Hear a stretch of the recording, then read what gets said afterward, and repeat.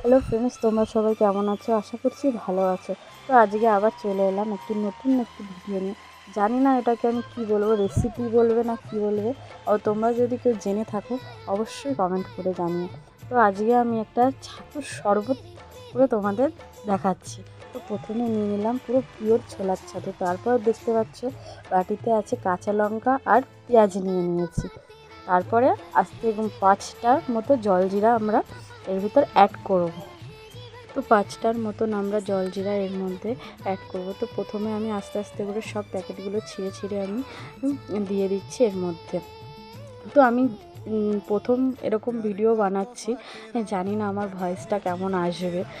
যদি ভালো লেগে থাকে তোমরা অবশ্যই কমেন্ট করে জানাবে, তাহলে কি হয় যে ভিডিও বানানোর আগ্রহটা আরেকটু বাড়ে।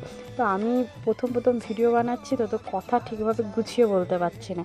যদি কোনো ভুল হয়ে থাকে তোমরা অবশ্যই বলবে, আর আমি বলতে পার।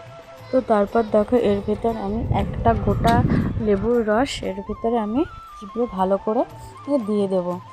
তো কী হয় না যে প্রথমবার ভিডিও বানাতে গেলে যে আমি গুছিয়ে কথা বলতে পারছি না, একটু অসুবিধা হচ্ছে, কিন্তু আস্তে আস্তে ভিডিও বানাতে জানি ঠিক হয়ে যাবে, কিন্তু তবুও মনের ভিতর একটা থাকে না যে কী দিয়ে কী বলবো, আমাদের খারাপ লাগতে পারে, ভালো লাগতে পারে। তো তারপর আমি দেখো এর ভিতরে জল অ্যাড করে দেবো।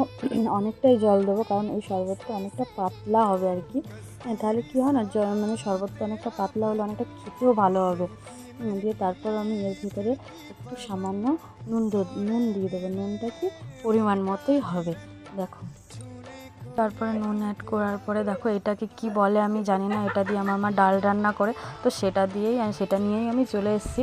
এটা দিয়ে আমি ভালো করে ছাতুটাকে ঘেঁটে নেবো। তাহলে কী হয়, নুন, জলজিরা, পেঁয়াজ, লঙ্কা যা যা দেওয়া হয়েছে এর ভিতরে সবগুলো একসাথে ভালো করে মিক্স হয়ে যাবে। আর ছাতুটা যা খেতে জন্য জাস্ট দুর্দান্ত।